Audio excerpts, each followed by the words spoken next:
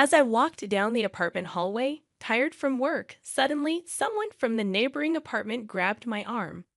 Confused and scared, I screamed as I was dragged inside.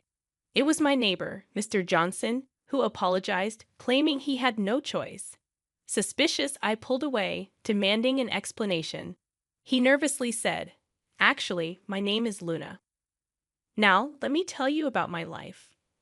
I'm 24, working in a well-known trading company.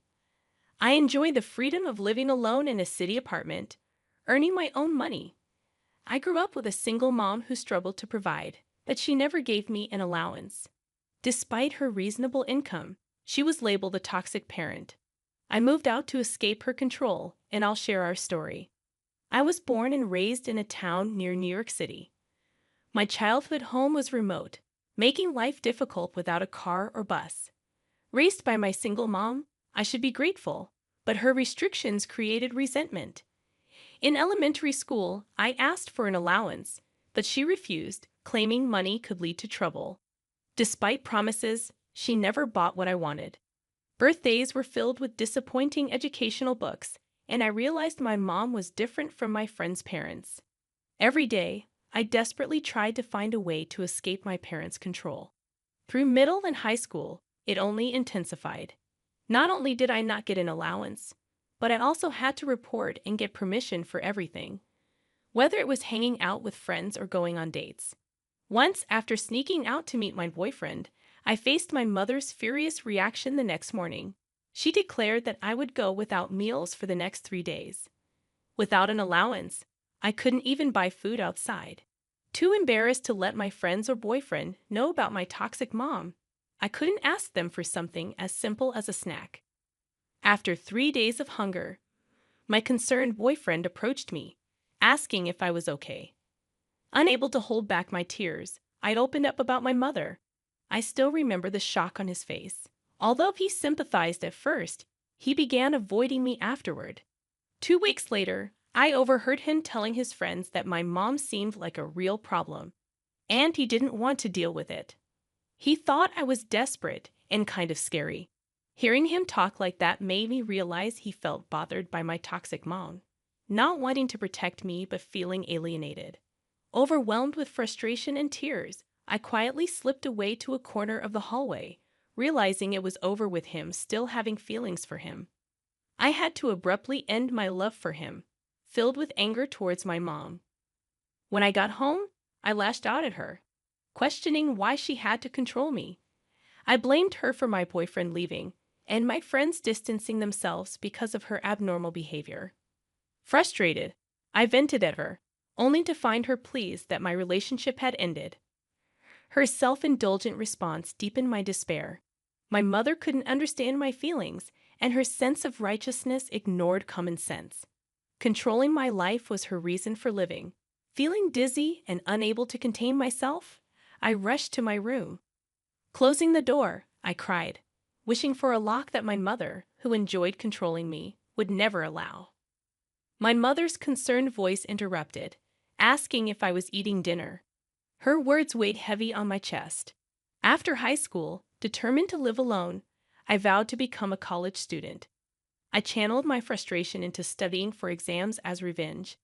I secretly started a part-time job, faking my mother's signature. Gradually, I earned scholarships and slipped into the acceptance range of a New York public university.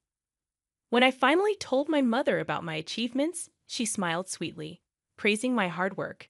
However, her reference to M University, a nearby public university, signaled that I wouldn't be allowed to live on my own. It was just a 20-minute commute from home. Despite choosing a university within New York, my mother insisted on a different one in a neighboring town.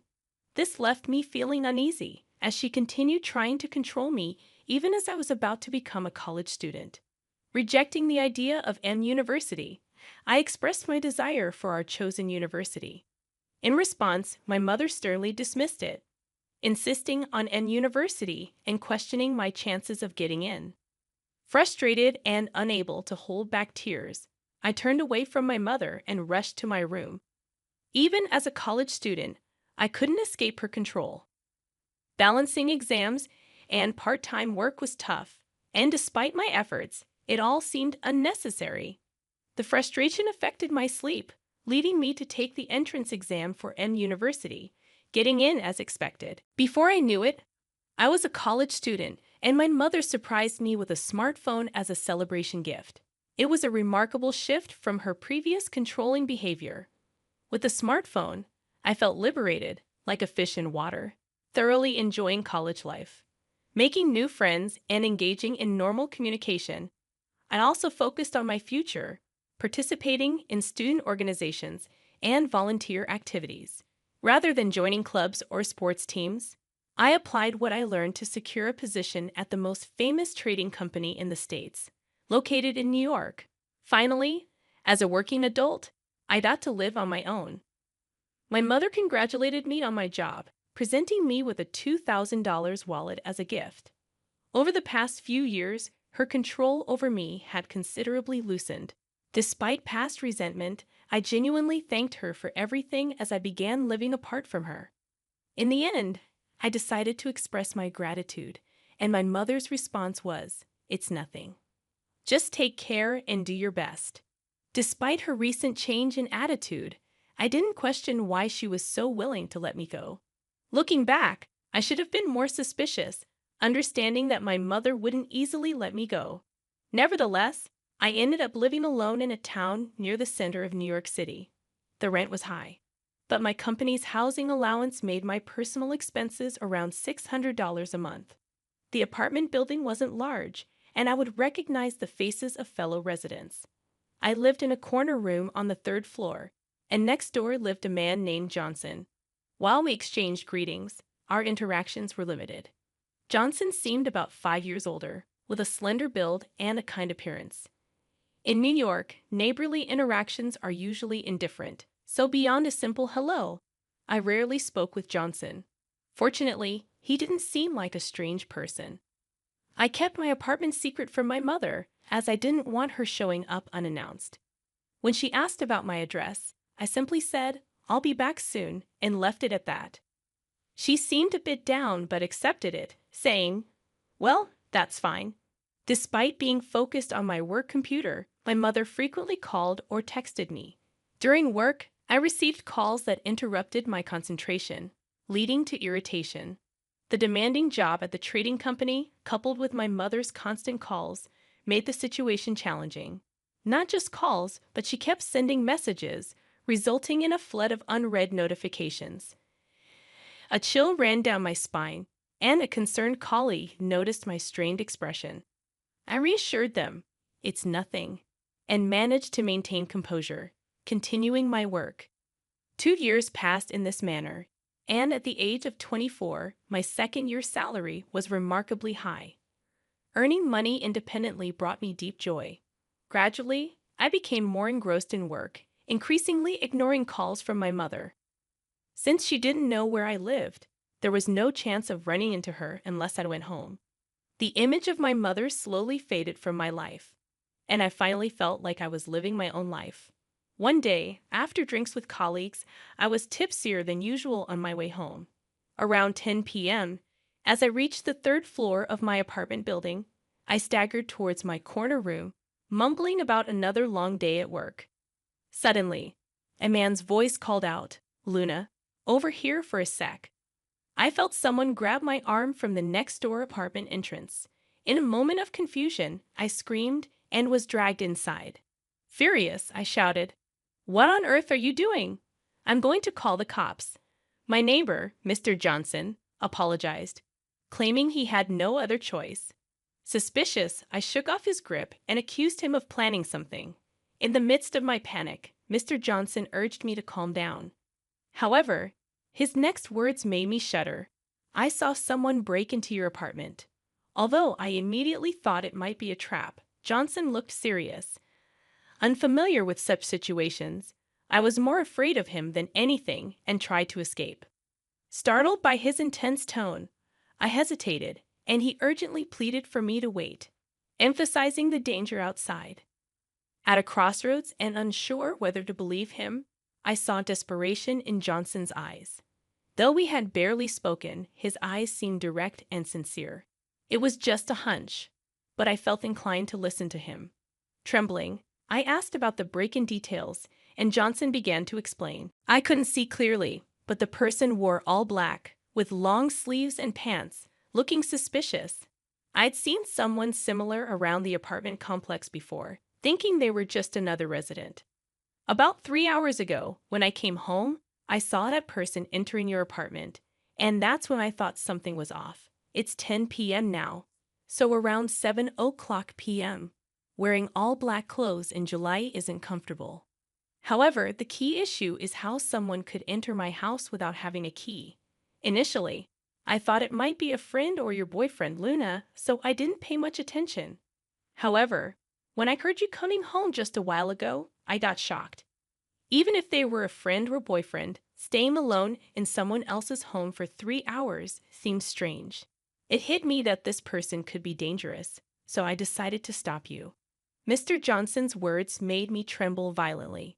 If what he was saying was true, the intruder might still be hiding in my apartment. I haven't given my keys to anyone, don't have a boyfriend, and haven't made plans with any friends, ever since a harsh experience with a boyfriend in high school.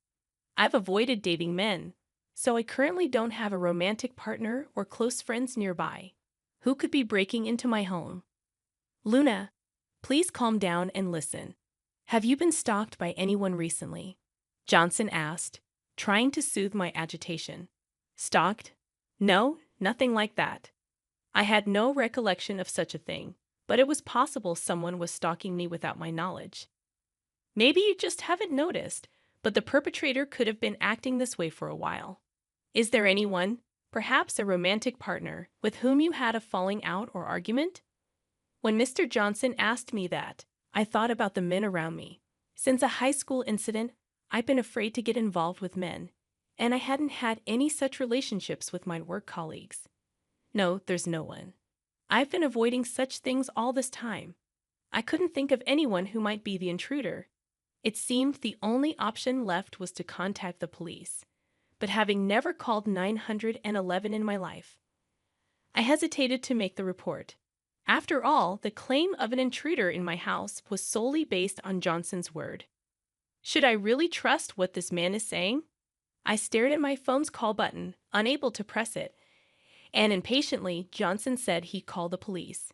Just then, the doorbell rang, startling me, and I accidentally dropped my phone. Wondering who it could be at this time, I peeked through the peephole of Johnson's apartment door. Seeing the person in black clothes outside left me speechless. Mr. Johnson's voice was trembling too. He must be scared as well. Trying to steady my shaking body, I answered, "It's my mother." To Mr. Johnson, my response might have seemed anticlimactic. However, the fact that my mother was standing in front of Johnson's door next to my apartment brought an unbelievable amount of fear. What's going on? Mr. Johnson's voice trembled as well. Could it be that the person I mistook for a stalker was your mother? If so, I'm really sorry. That's a huge misunderstanding. I apologize. Mr. Johnson apologized to me, but I shook my head. No, it's not that. It's just that. I hesitated to tell Johnson that my mother was toxic and that I hadn't even given her the address of this apartment. Before I could, my mother banged on the door, saying, "Hello, excuse me. I think my daughter is in there. Could she come out, please?" My mother's loud voice echoed in the hallway, making me jump. How did she know where I live? And how did she know I was here? I flung open the door, and my mother said, "Oh, Luna, finally found you. I've been trying to contact you, but you've been ignoring me. I just wanted to see you so badly. I came here. Aren't you coming home yet?" Seeing my mother standing there as if it were the most natural thing made me feel nauseous. "Mom, how did you know where I live? And how did you know I was here?" I had so many questions, dressed all in black, just like Johnson described, like a stalker. And how did she know where my house and whereabouts were? Why was she sneaking around behind my back? Well, that's easy. I put GPS trackers in that smartphone and wallet. I was shocked by my mother's revelation. The smartphone and wallet were gifts for my mother for special occasions. I had been using the same smartphone for about 6 years, which means I've been monitored by my mother all this time. A chill ran down my spine, and I swallowed hard. At first, it was just a smartphone, but you sometimes leave it at home, right? So I thought if I put GPS trackers in both the phone and the wallet, you'd always have one with you. You're my precious daughter, Luna. I've always been worried about you, thinking what if something dangerous happened. Watching my mother speak so nonchalantly, I completely lost my composure. I thought that becoming a working adult meant I had finally gained true freedom, earning my own money, doing what I wanted when I wanted. I thought I could enjoy such basic freedoms that everyone else takes for granted. But it turned out I was just dancing in the palm of my mother's hand all along. If this continues, my life will forever be controlled by my mother. I can't stand that. I was done having my life thrown into disarray by my mother. Mom. I called out to her in a very calm voice. My mother responded in her usual clueless tone. Yes, what is it? I'm never going back home again, Mom. Whenever I'm with you, I feel like I'm always being restrained. It's always been like that, hasn't it? You call me your precious daughter, your beloved daughter, but you've stifled everything I wanted to do. You neatly clipped my wings every time I tried to spread them, using worry as a plausible excuse. Each time, it hurt me deeply and caused me great pain. I am not your possession, Mom. I have my own will as a person, and I don't want it to be tainted by anyone else. So, Mom, let's cut ties. Please don't ever contact me again or come to see me. In a final outburst, I shouted all my feelings at her. My mother, hearing my declaration of cutting ties for the first time, visibly paled. She must have been shocked to be defied like this, always assuming I would comply with her cutting ties. What? Why, I'm your mother, Luna. Look, I didn't come today to restrain you. That's right. I just thought of borrowing some money from you. That's all I came for. My mother, now in disarray, suddenly claimed she wanted to borrow money, which made no sense. Money? What are you talking about, Mom? Are you in debt? Were you planning to steal money from your daughter, who earns a lot? You never intended to borrow, did you? You sneaked into my apartment to steal money, right? Everything clicked about why she had been in my apartment for 3 hours. If she really wanted to see me, she would have called or texted. But there was no contact from her today. She must have planned to steal from me and then see me afterward. But I don't keep cash at home. My bank books are hidden where they can't be easily found. Frustrated that she couldn't fulfill her intention to steal, she just wanted to satisfy her desire to see me and came next door. Thinking this, I felt disgusted, even considering her as my mother. No, I just wanted to borrow a little. My mother, used to such confrontations, began to panic. I couldn't trust a single word she said anymore. Gathering all my strength, I yelled at her again, enough. A person who tries to steal from her own daughter is not a mother. Never show your face to me again. I'm canceling my phone. Goodbye. Ignoring my mother's wide-eyed expression, I forcefully shut Johnson's door. For a while, she kept shouting, Luna, I'm sorry. Please open the door. It seemed the neighbors found the commotion suspicious and called the police. I heard the sirens of a patrol car and my mother arguing with the police in the hallway. The police managed to take her out of the building. Exhausted, I slumped to the ground. Are you okay? Mr. Johnson asked, looking at me with concern. I'm sorry for involving you in a family fight because of my mother. No, it's okay. Just rest for today. Thankful for Mr. Johnson's kindness, I returned to my room and crawled into bed. I decided to sleep without thinking about anything. My consciousness slowly faded into darkness. As for what happened afterward, I separated my family register from my mother's to create some distance. Though legally I couldn't cut ties completely with my biological parent, having my name removed from her family register made me feel like I had escaped her control, and I felt a sense of relief. Furthermore, I threw away the smartphone and wallet my mother gave me, replaced them with new ones, and moved to a different apartment. Of course, I haven't shared my new phone number with my mother. Now she won't be able to pinpoint my whereabouts. After that incident at my apartment, my mother, who had received a stern warning from the police for causing a disturbance, apparently became reclusive. As she confessed, after I left home and started working, She indulged in high-end brands of clothes and bags to distract herself from loneliness, accumulating considerable debt. Eventually, she ran out of living expenses and resorted to borrowing from high-end lenders. She is now troubled daily by debt collectors.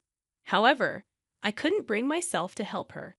The fact that she had controlled and monitored me, even using GPS, is a shocking event that I can never forgive and is etched in my heart. If cutting ties with her serves as a punishment for her, so be it. I plan to live in a world without my mother. Even after moving to my new apartment, I kept in touch with Johnson, my former neighbor. Initially, I reached out to thank him, but he continued to stay in contact, and now we even go out for meals together. Having refused romantic relationships with men for a long time, escaping from my mother's control has made me more open to love. If things go well with Johnson, it would ironically be thanks to my mother. But I want to build a bright future with Mr. Johnson away from my mother's knowledge.